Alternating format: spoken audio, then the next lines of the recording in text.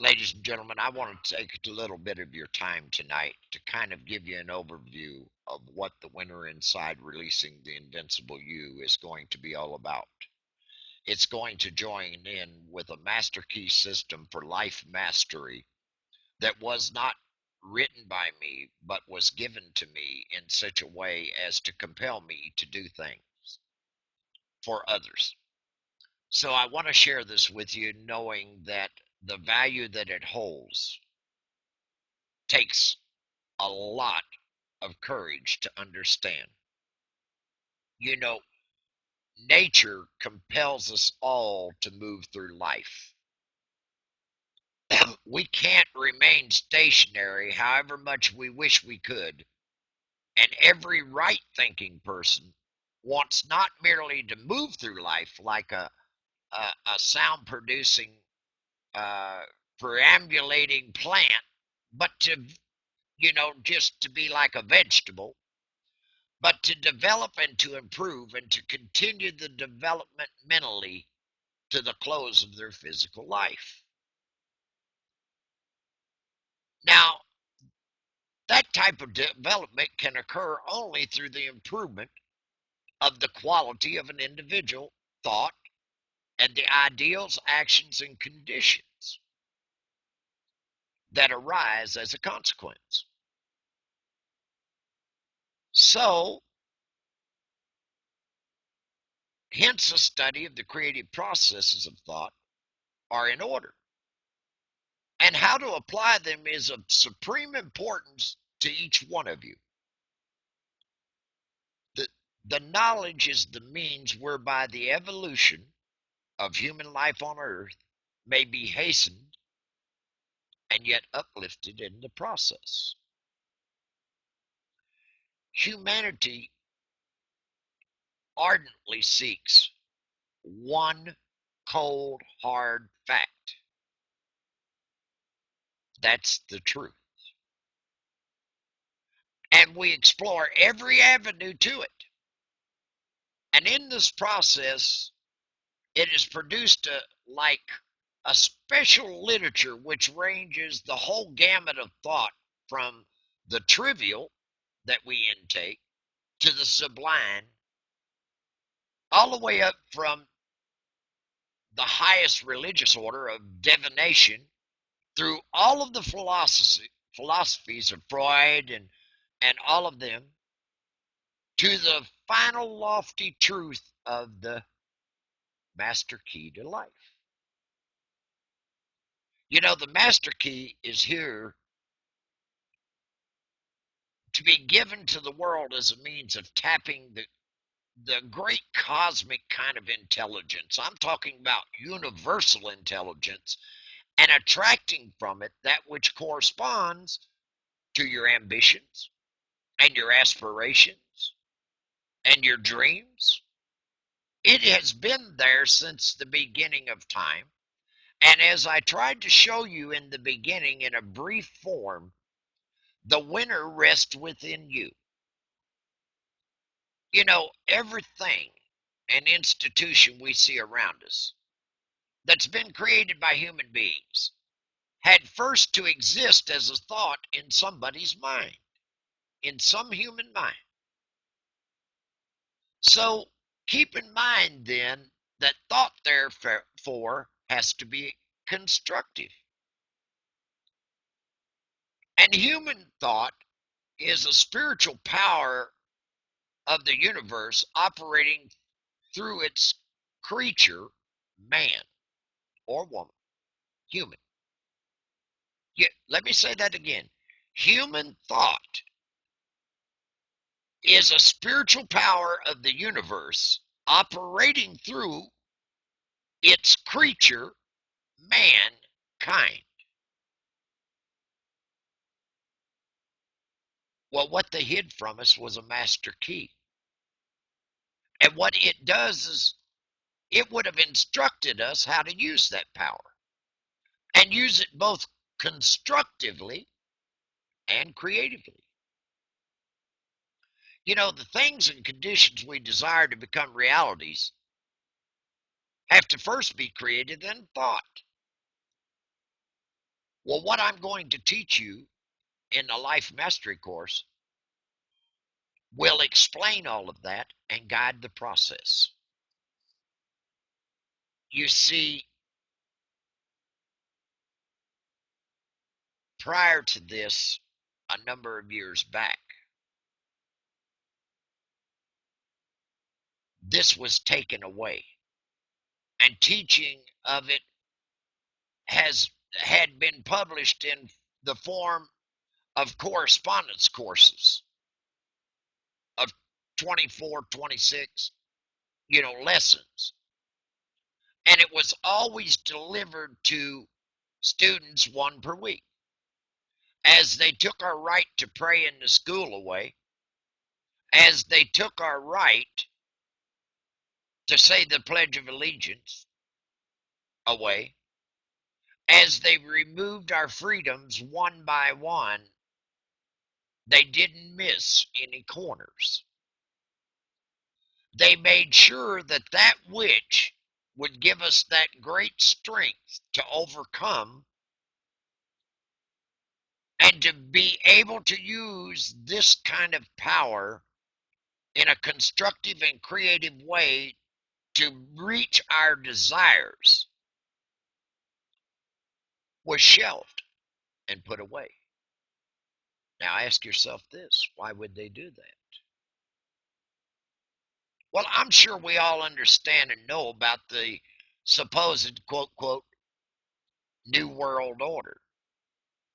That's that group of ghost-like individuals that want to rule the world. So they're not above doing anything to hold the masses under their control and to keep anything of abundance in nature of knowledge or the ability to use it under their control and deeply under their thumb. What happened was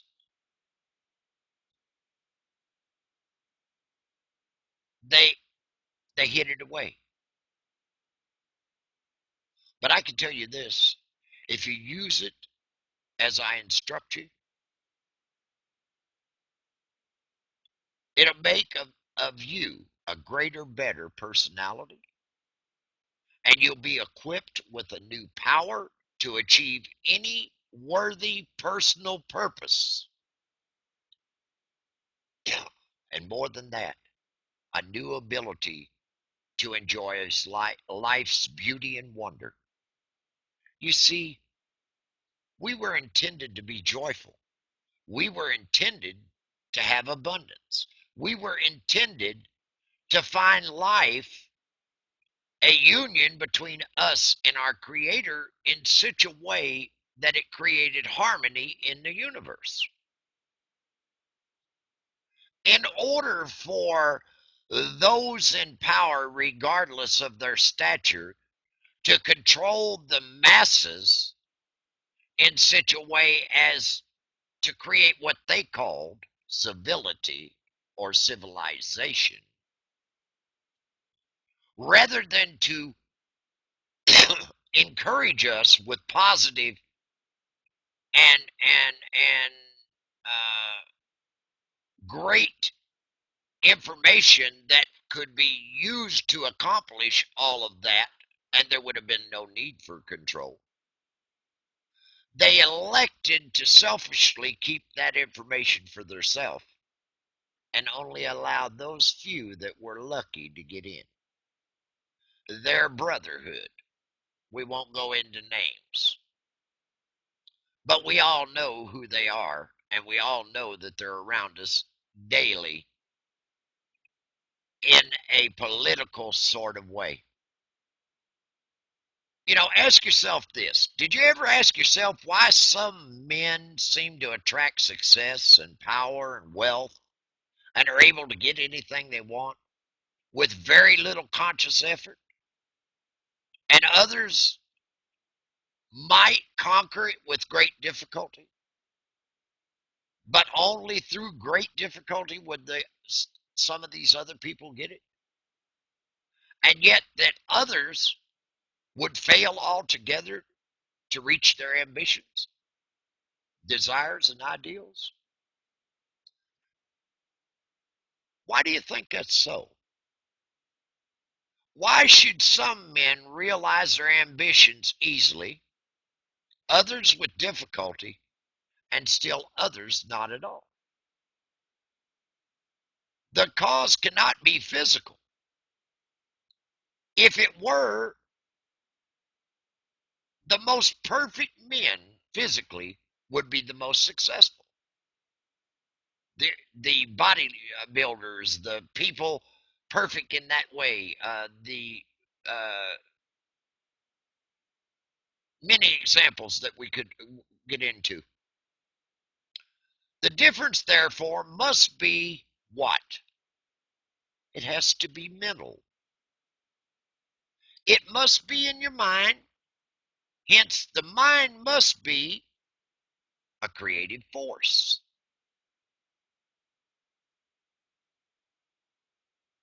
And it must constitute the sole difference between men. It's our mind, therefore, which overcomes our environment and every other obstacle that's placed in front of us as in our path as mankind. But let me assure you of one thing. When the creative power of thought is fully understood, its effect will be seen to be marvelous. You know, such results can't be secured without proper application, without due diligence, and without concentration. So I ask you in these next weeks, clear your mind before you come. Prepare yourself to set aside the time necessary for each lesson that I'm going to teach, to where you have total and complete concentration and are able to give 100% of your attention. You know, what you're going to find is the laws governing in the mental and spiritual world are as fixed and as infallible as in the world of material things. To secure the desired result, then, it's necessary to know that law and to comply with it, wouldn't you say? And if we're in proper compliance with the law, will be found the ability to produce the desired result with invariable exactitude. And that's a new word for me, exactitude. I like it though. It's kind of being exactly with an attitude, but an exactitude. You know, if you learn the power that comes from within and that you're only weak because you've depended on help from the outside and unhesitatingly you throw yourself on your own thought. Think about this. As a student who learns that power comes from within, then you are weak only because you've depended on help from the outside. And who unhesitatingly throws himself on his own thought, in other words, that you will get into your own thoughts, you'll instantly right yourself become erect. You'll stand erect. You'll assume a dominant attitude. And that's what miracles are made of. You will be able, in your mind within, to work miracles. And you know, a miracle doesn't have to be a huge thing. It could be a miracle of saying, aha. I know every one of you have had that aha moment in your life where you went, aha, now I see. Why didn't they tell me this before? But let me say something to you. You know, it's evident then that the person who fails to fully investigate and take advantage of that kind of wonderful progress which is being made isn't keeping track of the latest and last and greatest science movements around them. You see, most people don't care about technology. Most people don't care about silence because they're science, pardon me, because they're all caught up in trying to survive each day.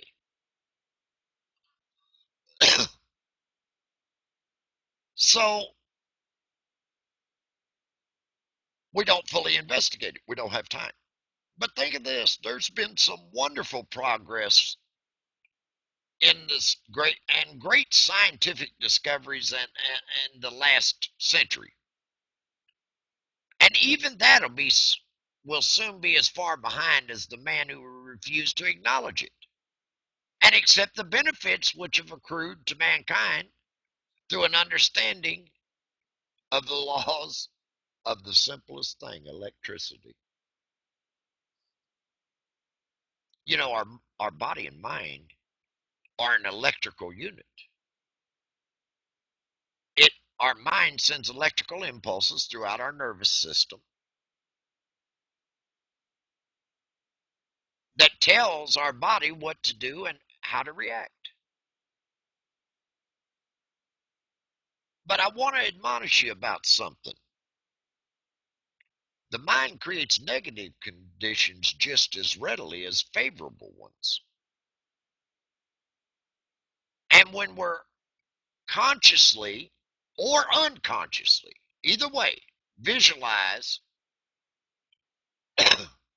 every kind of lack or limitation or discord or anger or hatred,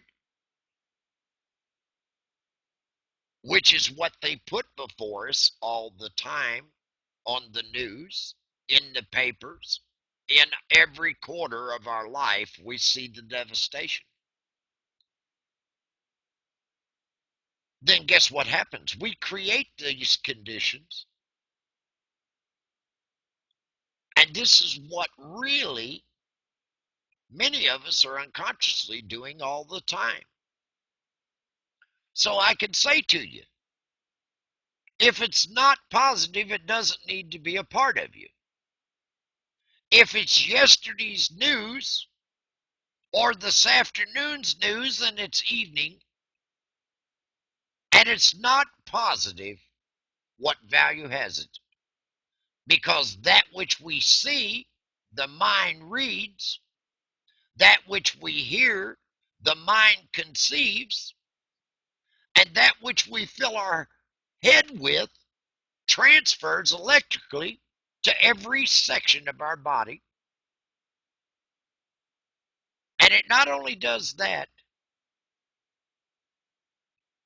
it's everything that's within is what we live without.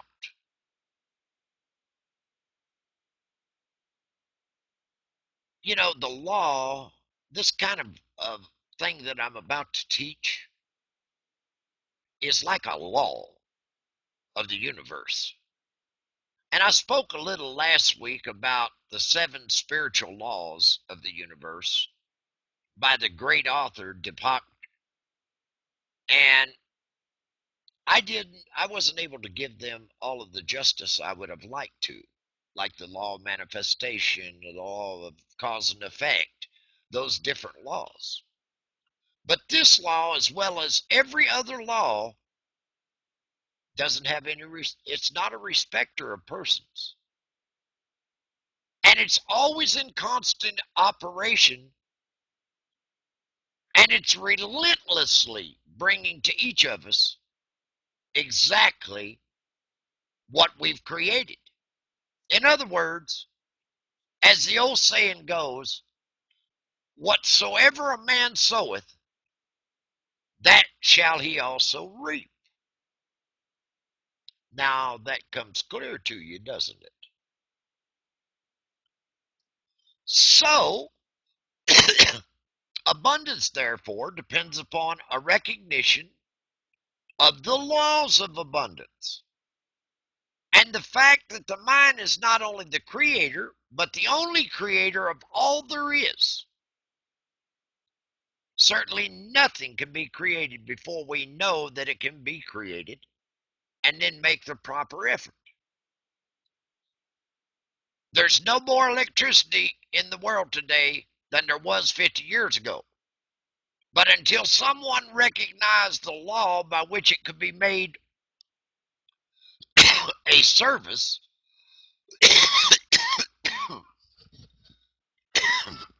give me a second.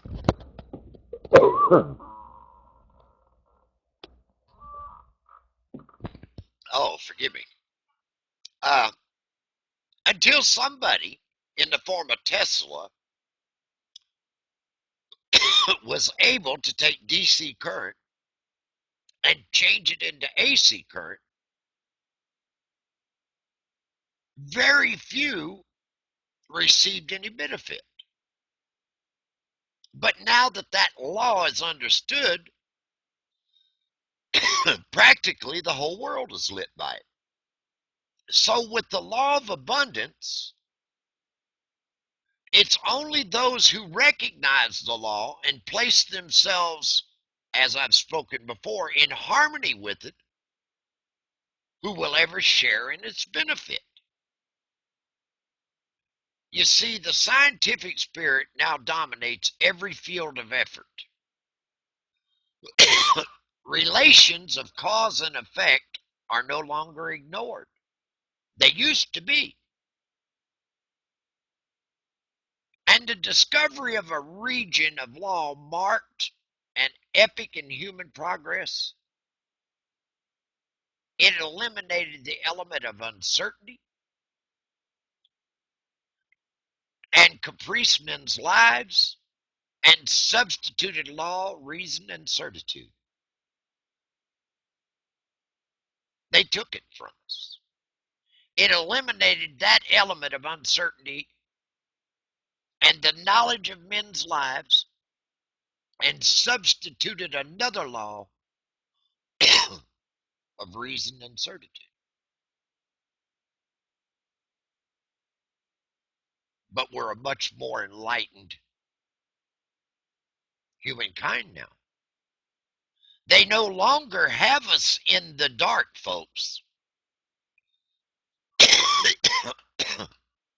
As we meet here tonight from all over the world, every one of us from a different area, we now have the ability through science to communicate. Before it was easy because we didn't know what was happening in Britain or Germany or Africa or France or New Zealand or Australia. We only knew of that limited environment in which we lived. I don't know what's gotten into me tonight, but I've got dry throat. Maybe maybe I'm trying to tell you too much, Rick. Well, let's think about this. Men, all of us now understand that for every result, there is an adequate and definite cause. So that when a given result is desired, you have to seek the condition by which alone that result may be obtained. Doesn't that make a lot of common sense? In other words, every result has an adequate and definite cause. And when a given result is desired, we have to do the things to get it. We have to create the conditions by which alone that result can be obtained, right?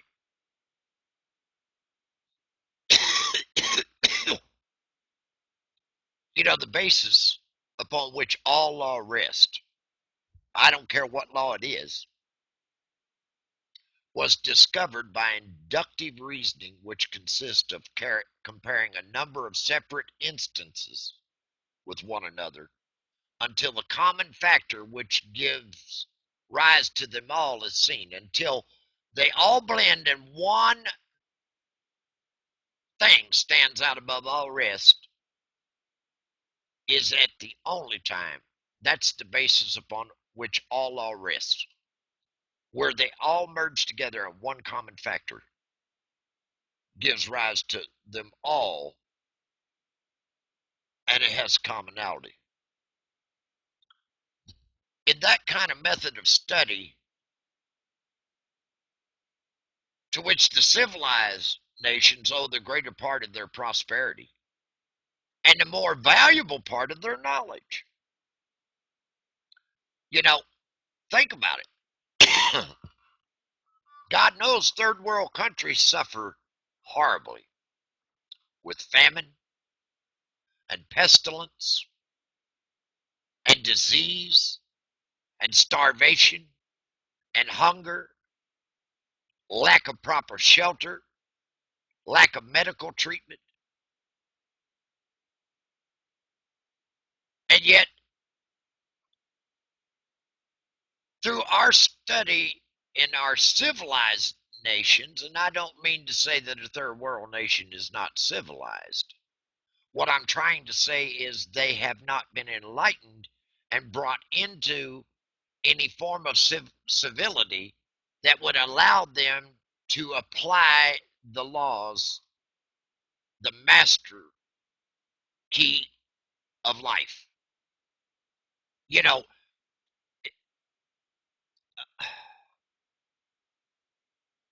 we've benefited greatly, all of us that live in a civilized, non third world country. We have lengthened lifespans. We have medicine that's mitigated pain. Uh, it spanned rivers, for God's sake. We built huge and gigantic structures. Electricity has brightened the night, so it's like day, the splendor of the day. We've extended the range of our vision through airplanes and cars and trains. We've accelerated our motion, which annihilates that breach of distance. And through the creative processes of Alexander Graham Bell and people of that nature, we've actually been endowed with the ability to facilitate intercourse of conversation, mind, and thoughts, and spiritual with each other. And that's enabled man to descend into the sea and into the air. It's allowed us, I guess probably the way I'd want to say it, what wonder then that men soon endeavored to extend the blessings of that system of study to their method of thinking. So that when it became plainly evident that certain results followed a particular method of thinking, it only remained to classify those results. So I hope that you can appreciate that thought. Let me try to convey it again.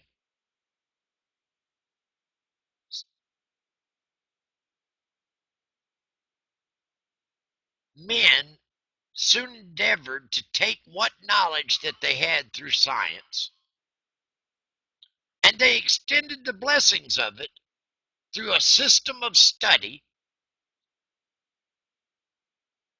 to their, and they utilized a method of thinking so that when it became plainly evident, as we said, all laws stem from that common factor amongst all,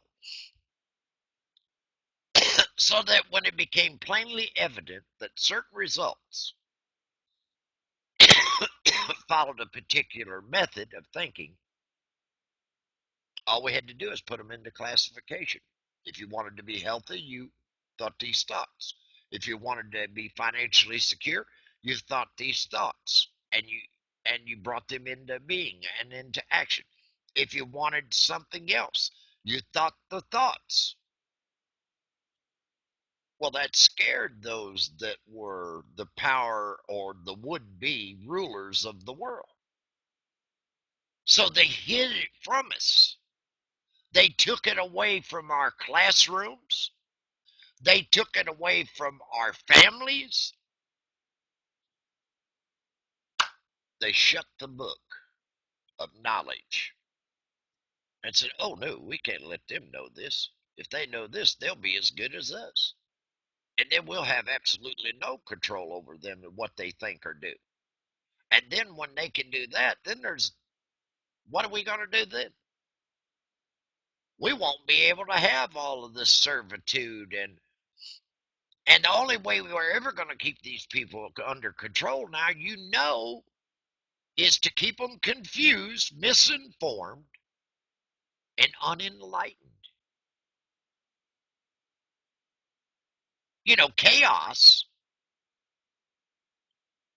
is nothing more than uninformed, unenlightened people that have been directed from both sides by a different train of thought.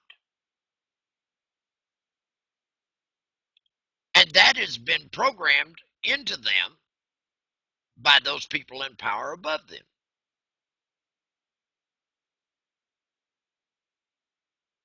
The method's scientific, and it is the only method by which we shall be permitted to retain the degree of liberty and freedom which we've been accustomed to look upon as an inalienable right, but is becoming even closer to being taken away. Because a person that's safe at home and in the world, only if we would do national preparedness, means such things as growing a surplus of health, accumulate efficiency in public and private business of whatever sort, continue advances in the science and art of acting together, and the increasingly dominant endeavor to make all of these and all other aspects of our development to revolve about an ascending life, single and collective, for which science, art, and ethics furnish guidance and controlling motives. Notice I added ethics because we know they're going to advance scientifically. And we know that art is going to come forth in a glorious way to create beauty within the world. And art can mean not only that which is rendered, but that which is known and performed, such as he was very good as a skilled tradesman at his art. You see? And wherein lies the need for ethics, morality, integrity, and honor, so that it furnishes guidance and it helps us to control our motives so that we don't fall into the trap of being like those that we would not want to become. What I'm going to teach you is based on an absolute scientific truth. And it will unfold the possibilities that lie dormant in each of you. And it'll teach how you may be brought into powerful action to increase your effective capacity. It'll bring you added energy. It'll bring you added discernment, vigor, and mental elasticity. The student who gains an understanding of the mental laws which we when they're unfolded will come into the possession of an ability to secure results that they never dreamed of. which has a rewards hardly to be expressed in words. If that knowledge can bring you added energy, discernment, vigor, and mental clarity and elasticity so that you can continue to be positive, think of how powerful that would be for you as an individual. It would be something that you had never dreamed of. And the rewards of it, I don't believe you could express in words. What I'm going to explain is the correct use of both the receptive and active elements of the mental nature. And I'm going to instruct you as a group in the recognition of opportunity.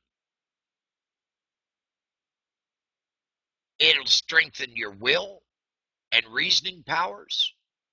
It teaches the what I'm going to try to accomplish is to teach you the cultivation and best uses of your imagination and your desire, of your emotions, and the intuitional facilities that lie within you. See, we all have intuition. What it'll do for you is give you initiative. It'll give you a tenacity of purpose. It'll give you the wisdom of choice. It'll give you an intelligent sympathy and a thorough enjoyment of life on its higher planes.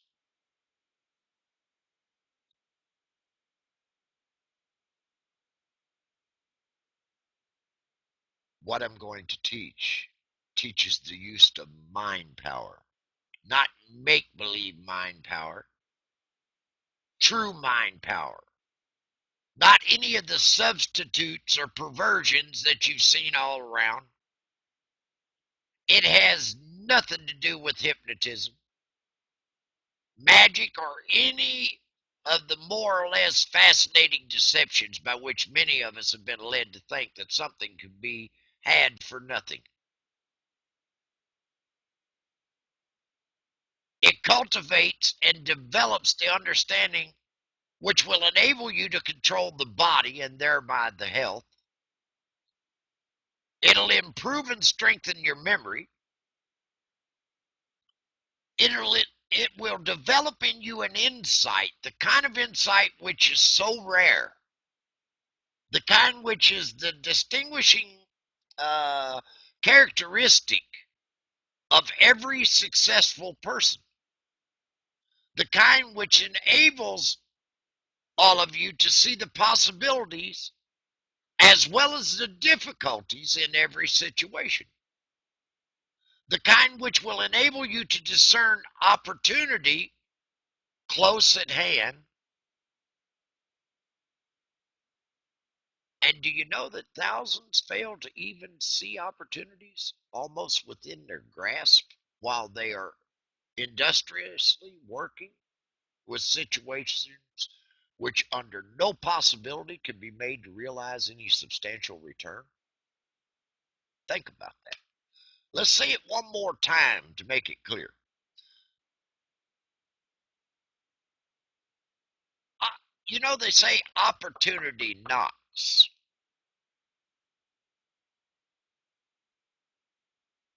but we never hear it. And for those few rare times that we do hear it, most of us fail to act upon it because we're so tied up doing something that's non-productive or dealing with so many problems in our everyday life just to survive that we fail to grasp out and accept that opportunity.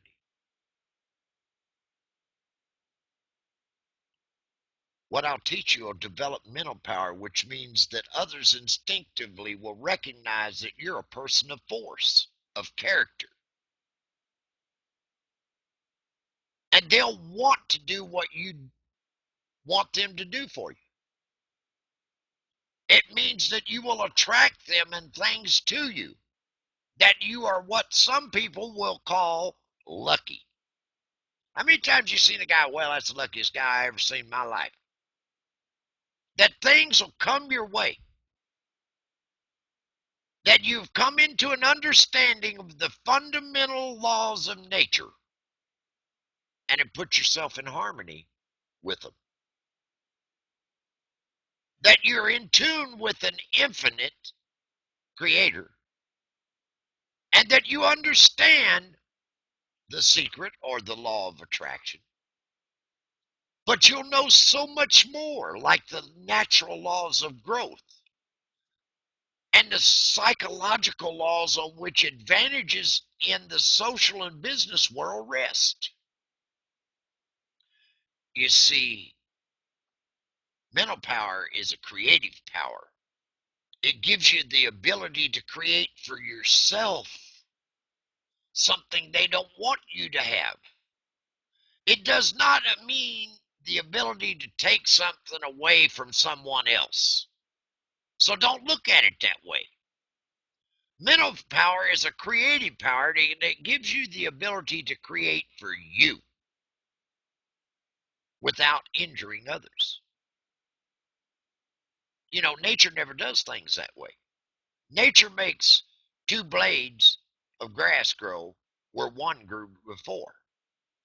And mind power enables us to do the same thing. I'm going to develop in you insight and sagacity, increased independence. I'm going to create an increased independence in your life. The ability and disposition to be helpful for others. It'll destroy distrust and depression, fear, melancholy, and every form of lack of limitation and weakness, including pain and disease. I hope to awaken buried talents, supplies of initiative, force, and energy, vitality in you.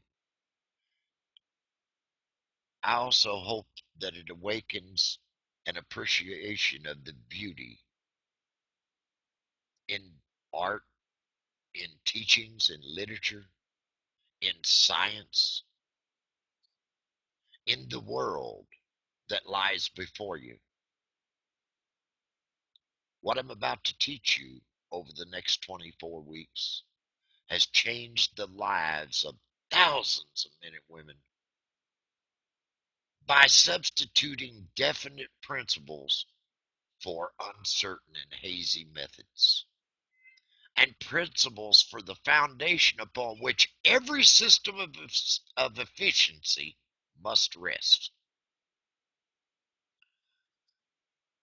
You know, Mr. Gray, trying to think of his first name. I think it was Albert Gary. Maybe it wasn't Gray. It was probably Albert Gary of U.S. Steel. Once said something to the fact the service of advisors, instructors, efficiency experts in successful management are indispensable to most business enterprises of any growth and magnitude. But he said that he deemed the recognition and adoption of right principles vastly more important than all of that.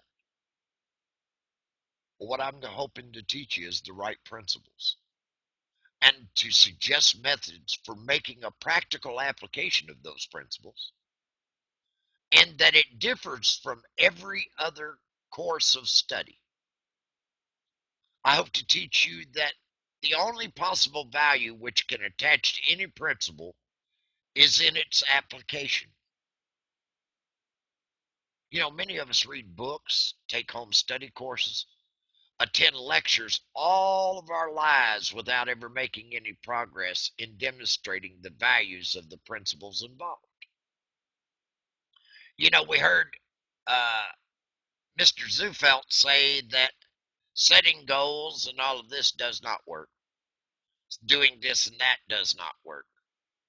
And I don't think I heard any positive statement come out of his mouth. I was disheartened.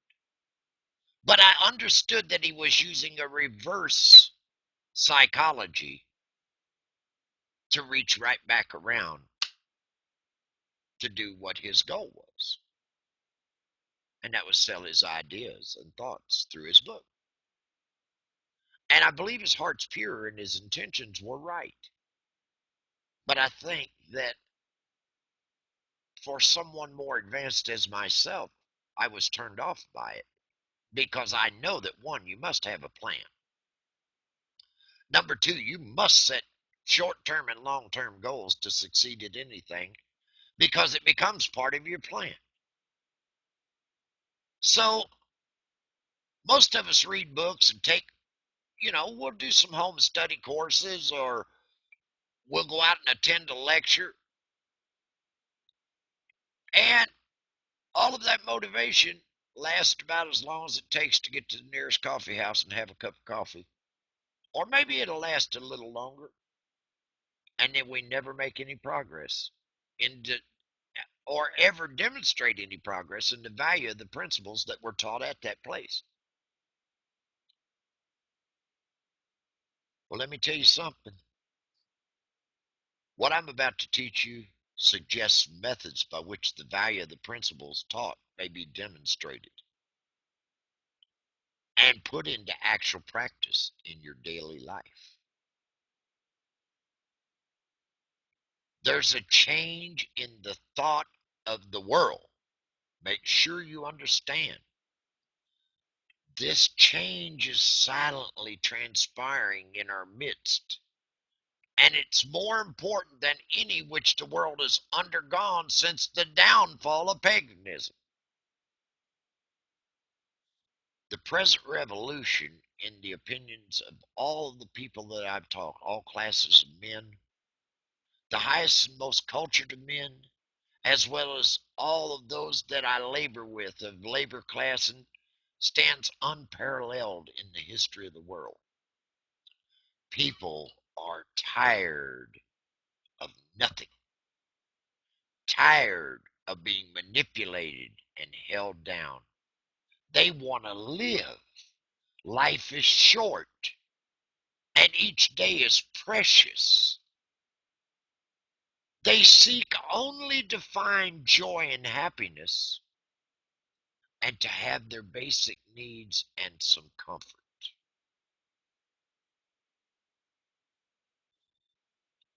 You know, when I speak of revolution, I speak of change. And revolution and change are very alike in that manner. When you see a revolution take place, it's because people are not willing to accept any longer that which is being put upon them.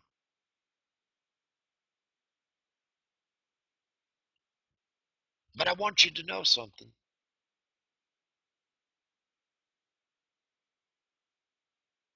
Science of late has made such vast discoveries, and it's revealed to us such an infinity of resources. It's unveiled such enormous possibilities and such unsuspected forces with the advent of being able to hold more information in a small chip, or the advent of being able to communicate via streaming video and talk to you like I am now, that scientific men more and more hesitate to affirm certain theories as established and indubitable, or to deny certain other theories as absurd or impossible. I don't think you can have the we've almost reached the point with the age of knowledge and technology to where impossible may not be in the dictionary. And so a new civilization is being born. New customs and creeds are being created. Old customs and creeds and cruelty are passing. Vision and faith and service are taking their place. The fetters of tradition are being melted off from humanity. And as the dross of materialism is being consumed, thought is being liberated, and truth is rising full orbed before an astonished multitude. Think about that for yourself. How astonished you are by finally starting to find out the truth in your life. Our whole world's on an eve of a new consciousness, a new power and a new consciousness. And I say a new power and a new realization of resources within ourselves. The last century saw the most magnificent material progress in history. And the present century will produce the greatest progress in mental and spiritual power. You believe that? Because man is now allowed to collaborate where he never had the opportunity before. Physical science has resolved matter into molecules, and molecules into atoms, and atoms into energy. And it's remained for Sir Ambrose Fleming, or whatever his name was, in an address before the Royal Institute, to resolve this energy into his mind. And he said, in its ultimate essence, energy may be incomprehensible by us except as an exhibition of the direct operation of that which we call mind or will. I'll repeat that for you. In its mankind has, through physical science, has resolved matter in its rawest form and understands through breaking it down into molecules and then breaking those molecules down into atoms and then the atoms into a raw energy. And in its ultimate essence, energy in its purest form probably is incomprehensible by us. Except when we are exhibiting a direct operation of that which we call mind, power, or our will to do something. Let's think about it. What are the most powerful forces in nature? Well, in the mineral side of our world, everything is solid and fixed. And if we think about the animal and our vegetable kingdom, it's always a state of what's the word I want to use here? It's a state of flux, forever changing, always being created and recreated. Now, in the atmosphere, we find heat, light, and energy. And each realm becomes finer and more spiritual as we pass from the visible to the invisible, from the coarse to the fine, and from the low potentiality of life to the high potentiality of life. When we reach the invisible, we find energy in its purest and most volatile state.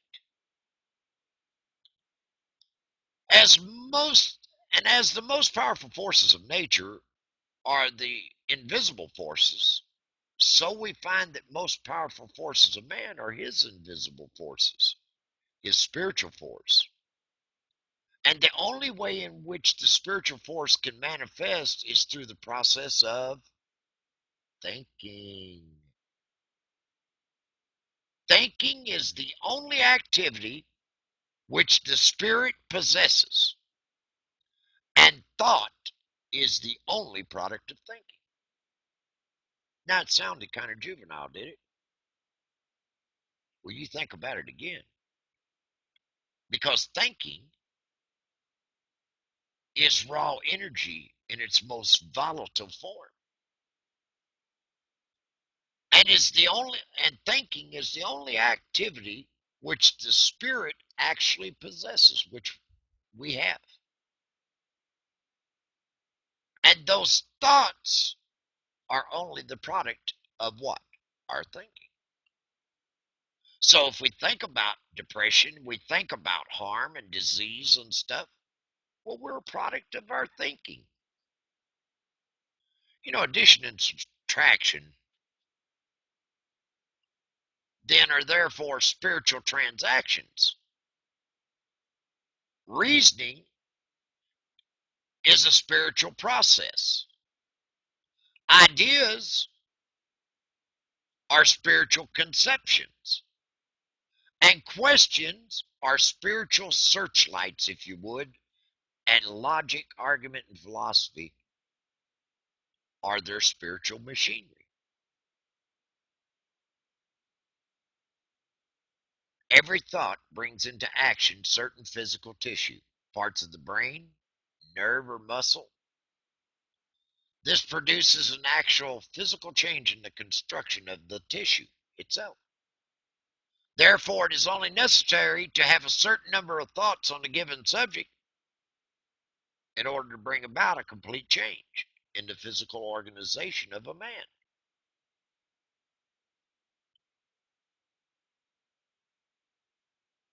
This is the process by which failure is changed to success.